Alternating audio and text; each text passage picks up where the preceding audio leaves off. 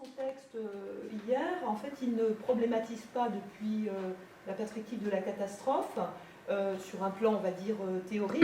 Bon, cela étant, une guerre se rattache assez facilement à la perspective de la catastrophe.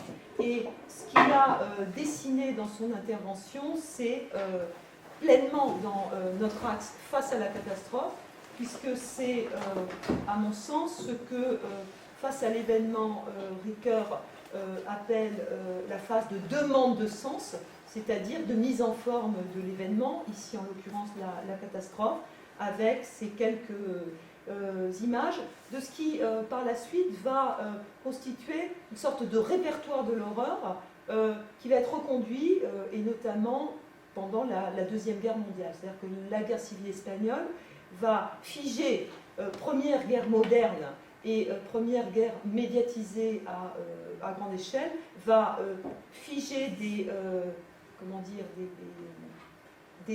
espèces d'invariants que l'on retrouvera ensuite du point de vue représentatif et du point de vue des arts visuels, bien sûr, qu'on retrouvera ensuite comme élément pour rendre compte d'autres catastrophes par la suite. Donc il y a un élément très, disons, local, voilà, Casa Velázquez, qu'on connaît bien, mais il y a également une dimension assez universelle dans ce paysage de la guerre civile espagnole que dessine Rafa. El sitio de Madrid. Si hay una ciudad que ha quedado asociada a la guerra civil española en su conjunto, esa es Madrid, a diferencia de otros lugares que sufrieron en un momento concreto los efectos de la destrucción o de la represión. Guernica, Badajoz, Málaga. Recordemos que Madrid fue un objetivo estratégico fundamental durante la guerra. Ambos bandos eran conscientes de la importancia que suponía poseer el control de la capital. Por eso, tras fracasar la sublevación militar en la ciudad en los primeros días del golpe, las tropas nacionales intentarán ocuparla y asestar con ello un golpe definitivo a la República. Sin embargo, la ofensiva que se inicia el 6 de noviembre de 1936 fracasa y Madrid permanecerá durante toda la guerra en la zona republicana. A cambio, se convertirá en frente de combate permanente y los madrileños experimentarán en carne propia todos los horrores de la guerra. El Madrid que resiste los sucesivos ataques de las tropas nacionales, el Madrid del no pasarán, se convierte así en un mito eficaz que alimentará las esperanzas de victoria del bando republicano. Durante ese largo periodo, ambos bandos se esforzarán por ganar la batalla psicológica de su dominio y control, por forjar una mitología que exprese la tenacidad y el heroísmo de unos y otros a través de los medios de comunicación y la propaganda. Son, claro está, visiones antagónicas que bien podrían condensarse en la dicotomía defensa-sitio de Madrid. Los bombardeos como guerra psicológica. Pero más allá de esa visión heroica vinculada a la transformación de la ciudad en frente y campo de batalla, hay otro escenario más cruento y devastador, el de las heridas que la guerra va fijando en el paisaje urbano y el cuerpo social.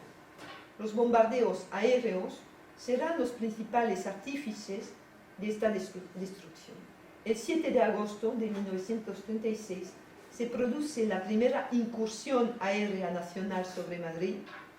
Con ella comienza una metódica campaña de acoso sobre la ciudad que se prolongará durante toda la guerra. Para el bando nacional, estos bombardeos tienen objetivos estratégicos y psicológicos. Más que la destrucción, lo que se persigue es desmoralizar al enemigo y aterrorizar a la población. En buena medida, es la respuesta a su incapacidad para tomar Madrid por métodos convencionales. Ese proceder se basa en una novedosa táctica bélica, la guerra total, según la cual el campo enemigo se extiende a la superficie de un país, región, etc., y todos sus habitantes son considerados objetivos militares. El bombardeo aéreo es el instrumento idóneo para llevarla a cabo, pues posee una doble función. Produce una acción directa de muerte y destrucción, pero sobre todo siembra el miedo y lo deja instalado en la población. Además, es un tipo de ataque que induce a la psicosis colectiva, pues se ejerce de forma indiscriminada, no selecciona sus objetivos, constante e imprevista, no forma parte del desarrollo de una batalla. Su disposición espacial es inquietante. A ojos de las víctimas, se presenta como una máquina sin rostro humano, en una escala inalcanzable y en un lugar hasta entonces solo destinado a las deidades, al más allá, a todo lo que tiene que ver con lo sobrehumano. Goza, pues, del anonimato y se formula con una asimetría total entre la impunidad de la acción militar y la indefensión de sus víctimas civiles. Los efectos, bueno, ahora entramos en las representaciones de la destrucción. Los efectos de los bombardeos tendrán un eco inmediato en el bando republicano. Primero en los medios de comunicación, acto seguido en la propaganda y casi al tiempo en las artes. Es más, puede afirmarse que la denuncia de los bombardeos contra objetivos civiles fue uno de los argumentos más persuasivos para ganar el favor de la opinión pública internacional. Pero más allá de sus réditos políticos, lo que nos interesa aquí es establecer los motivos principales y su eficacia iconográfica que recorren medios de comunicación y propaganda, artes plásticas y otras manifestaciones culturales. Veamos cuáles son. Primero, representación del bombardeo a través del eje avión-víctima. Se trata de un motivo muy frecuente en la imaginería republicana y en sus aliados internacionales. La escena habitual muestra los aviones alejados, recortados contra el cielo y observados desde un marcado contrapicado que refuerza el punto de vista de la víctima. Es, claro está, la única mirada posible desde la dimensión humana, pero al juntar en la composición ambos elementos, se intensifica la relación causa-efecto y su fuerza intimidatoria. Una variación de esta idea es mostrar solo uno de los extremos de este eje, la mirada de la víctima hacia arriba. Las fotografías de personas mirando al cielo por asociación con este eje, el temor, la angustia ante los bombardeos y la presentación indudable fuera de campo de los aviones, son connotados. Se me olvidó una parte de la frase. Las dos fotografías ilustran esta idea. Y fotogramas del noticiario soviético sobre los sucesos de España, o sea que si aquí teníamos imágenes fijas, aquí imágenes en movimiento, número 10, que justamente preludian el comienzo de los bombardeos. La escena maternal. Pero donde este eje alcanza su máxima expresión es cuando recurre a una escena universal con un sentido inequívoco. El binomio madre-hijo, con todas sus resonancias bíblicas, o al menos invocando en muchos casos su iconografía. Una mater dolorosa que en actitud protectora abraza a su criatura, ofreciendo su vida para salvarla de un ser indefenso. Se trata en suma de unir el horror al dolor más extremo, el de la pérdida de un hijo, que queda inscrito en la composición con la presencia de la madre. Uno de los carteles más conocidos de esta fórmula, ¿qué haces tú para evitar esto?, recurre a la combinación de fotografía y dibujo para potenciar esta sensación amenazante. Aquí pues está la foto del cartel, de tu cartel. Madre e hijo aparecen con un gesto crispado, ligeramente ladeados, como si huyeran de una amenaza ya consumada. Los aviones planean por encima de sus cabezas y al fondo figura el esqueleto de un edificio, un acusado punto de vista contrapicado al que parecen asomarse los personajes enfatiza más la sensación de pánico. Por otro lado, esta tríada de elementos, avión, víctima, ruina, delimita con precisión el escenario caótico que desencadena el bombardeo. Este esquema aparecerá reiterado en la característica.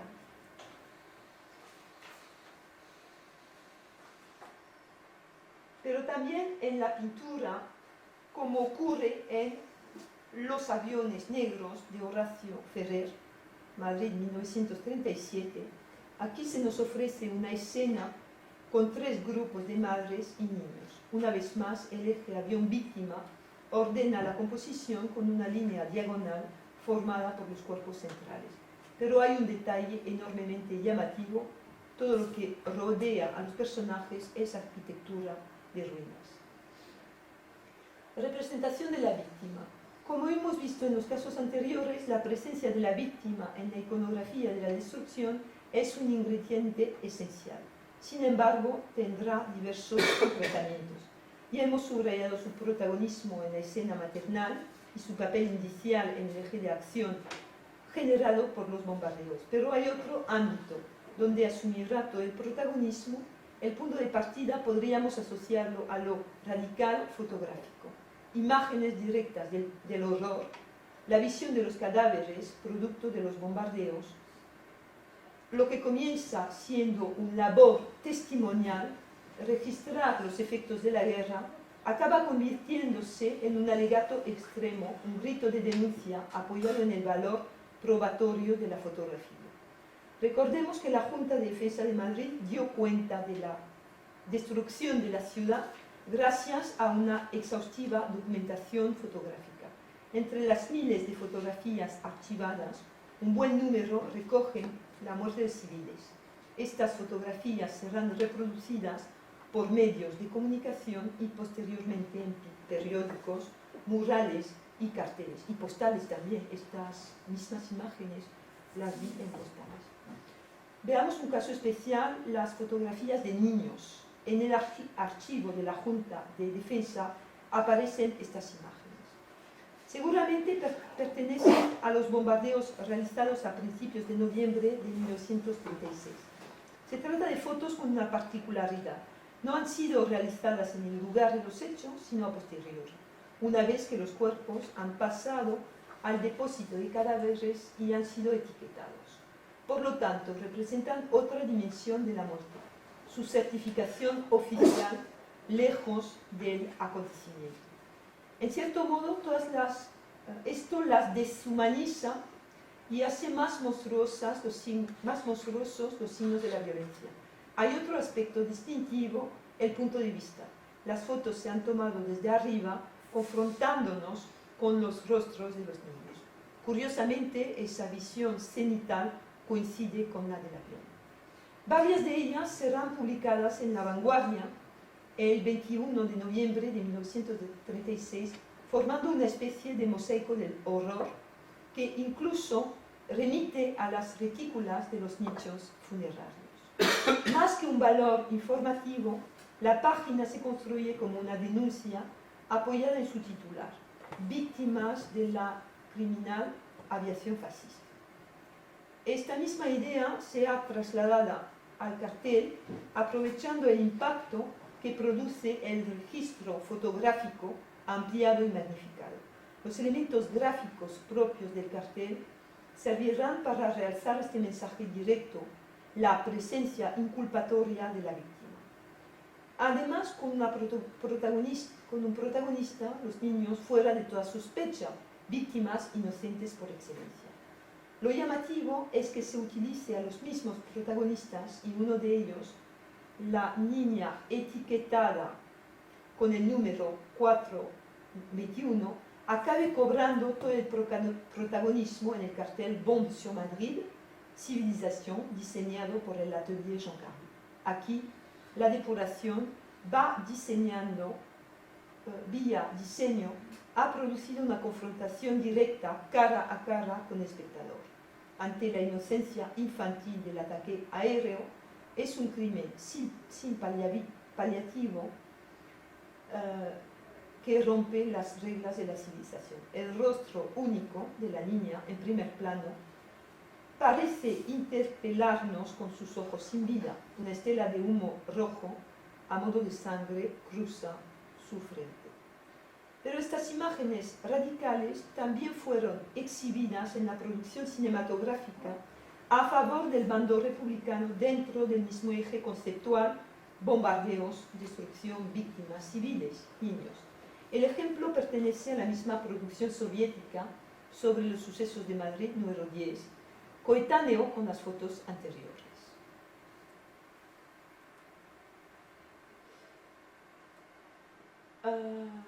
Son fotos que retomará, imágenes que retomará Josif en Morir a Madrid.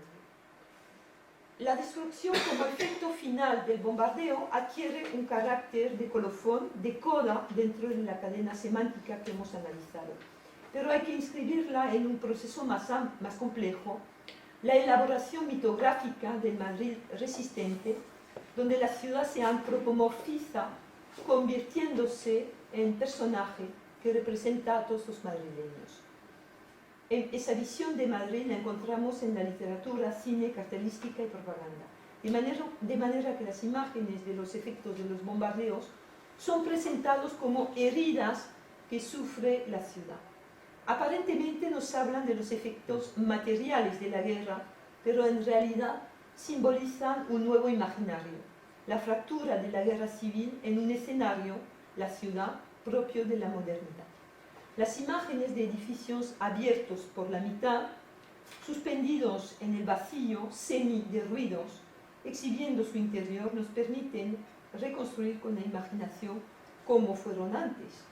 Frente a ellos, nuestra mirada accede impúdicamente a una cotidianidad rota, a un espacio familiar despojado. Es inevitable pensar a la vez en su poder de evocación. Remiten a un tiempo en el que ese universo bullía. Al tiempo dotan la topografía urbana de una nueva faz, caracterizada por la disolución de la dicotomía exterior-interior, público-privado. Es más, cobran un valor escénico, se solapan, concatenan, amontonan en una perfecta representación del caos. Inútil buscar una cadena lógica en su interior. Sin duda podemos hablar de una morfología de las ruinas, el agujero que deja a la vista el subsuelo de la ciudad o el otro lado de la pared, el edificio convertido en escombros que borra su forma original por una masa informe, las casas sin fachada convertidas en casas de muñecas que permiten ver su interior. Esa arquitectura de las ruinas cobra toda su crudeza cuando se confronta con la población civil. Las fotografías de los que han perdido todo ante sus casas destruidas, como la famosa de Capa, esta es de Cationa, esa es de Capa, o los que huyen con sus pocos enseres a cuestas, serán la plasmación de la transformación de la ciudad en un espacio hostil, inhabitable. Ante esta devastación, ante la catástrofe, el discurso oficial no se quedará únicamente en la denuncia y la exhibición de la ruina, lo que hubiera producido la desmoralización de la población. Al tiempo, fueron implantándose otras estrategias, medidas de protección frente a los bombardeos, la evacuación de la ciudad, la acogida en otros lugares y sobre todo la protección de los niños en colonias y residencias. En ese discurso, la República se presenta como la figura protectora que garantiza la seguridad de la población.